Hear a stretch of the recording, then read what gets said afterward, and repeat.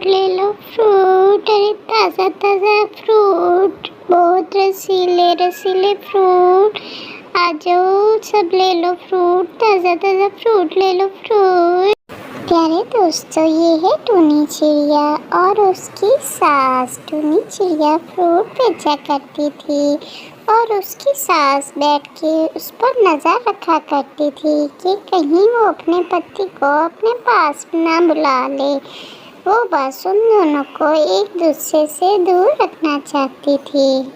अरे कमबख्त मारी, तू यहाँ कितने आराम से बैठी, तुझे कोई होश नहीं कि मैं घर का काम समेट कर जल्दी से दुकान पर चली जाऊँ। मोई मारी यहाँ बैठी है मुँह उठा के, तुझे पता नहीं चलता टाइम क्या हो गया है। कितनी आराम से रेस्ट कर रही है बैठी बैठी। चल जल्दी से घर के काम समेटो, दफ़ा हो जा दुकान पर। तेरे पीछे पीछे मैं भी आ रही हूँ, जल्दी से चल। टूनी की सास ने उसको खुद ही पसंद करके अपने बेटे के साथ शादी की थी, लेकिन वो पहले दिन से ही उससे नफरत करना शुरू हो गई थी, जिसकी वजह से वो चाहती थी कि वो बंटी की ज़िंदगी से चली जाए। इसीलिए वो टूनी और बंटी को करीब नहीं आने देती थी और हर वक्त उससे घर के काम भी लेती और दुकान भी चलवाती थी, और फिर भी हर वक्त उससे लड़ती झगड़ती रहती थी। टूनी सारा घर का काम करती थी, लेकिन उसकी सास खुश नहीं होती थी। वो बस एक ही मकसद में थी कि टूनी चली जाए और वो बंटी की दूसरी शादी करे। इन सब की बस एक ही वजह थी कि टूनी दहेज में कुछ खास सामान नहीं लेकर आई थी। इसी वजह से बस उसकी माँ सास को नफरत हो गई थी उससे। टूनी सारा काम करने के बावजूद भी सास को खुश नहीं रख पा रही थी। उसकी बस यही वजह थी कि वो जहेज में कुछ नहीं लेकर आई थी, इसीलिए उसकी सास को उससे नफरत हो गई थी। वो कभी कभी अपने साथ बंटी को भी ले आया करती थी और हर वक्त उसको बढ़िया पढ़ाती रहती थी कि ये ना हो कि बंटी उसके करीब चला जाए। इसीलिए वो उन दोनों में नफरत पैदा करती रहती थी। आगे महारानी टहलती हुई कहाँ गई हुई थी? मैं तो कब से तुम्हारा इंतज़ार कर रही हूँ, तुम दुकान पे नहीं थी। हर वक्त इधर उधर घूमती रहती, तेरी सहेलियाँ नहीं खत्म होती। नहीं माँ जी, सुबह घर में थोड़ा काम बाकी रह गया था, इसलिए मैंने कहा ग्राहक नहीं है तो मैं जल्दी जल्दी काम समेट आती हूँ, इसीलिए थोड़ी लेट हो गई। हाँ हाँ, मैं सब जानती हूँ, तुम्हारे बहाने अब पति के सामने काम का ढंढोरा पीट रही हो कि सास बहुत काम लेती है तुमसे।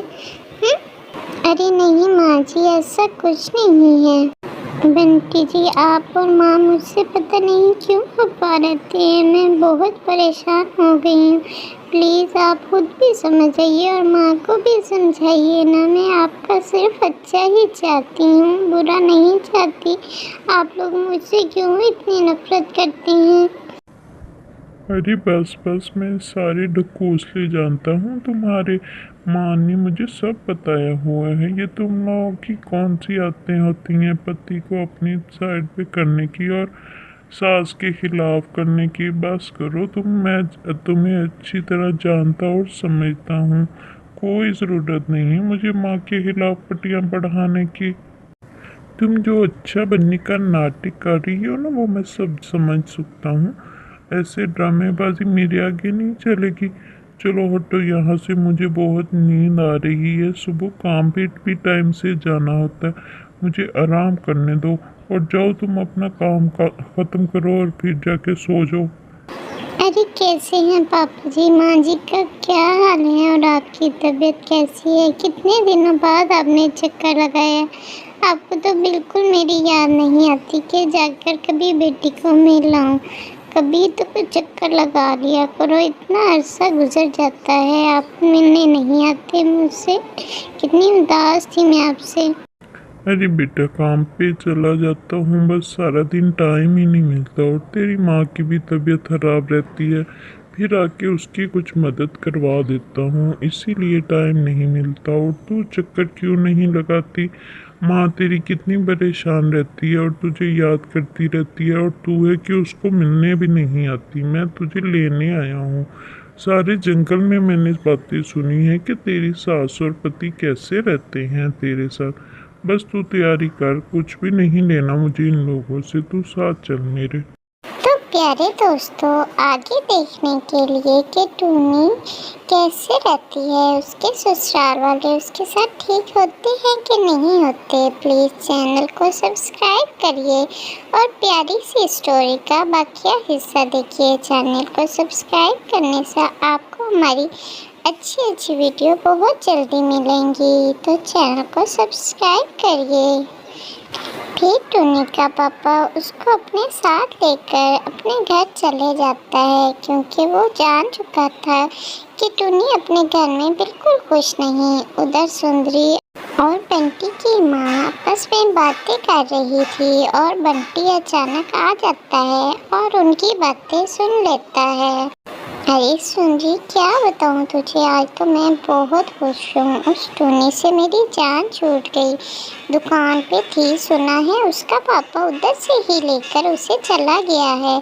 कितनी मुश्किल से जान छुड़वाई मैंने बंटी को, कितने खिलाफ उसके करी रखा। अब तो मेरी चाल कामयाब हो गई और उस टूनी से मेरी जान छूट गई।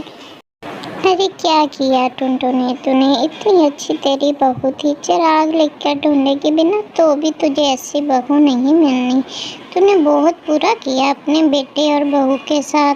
बंटी उनकी बातें सुनकर बहुत ही परेशान होता है और सोचता है कि उसने कितना गलत किया।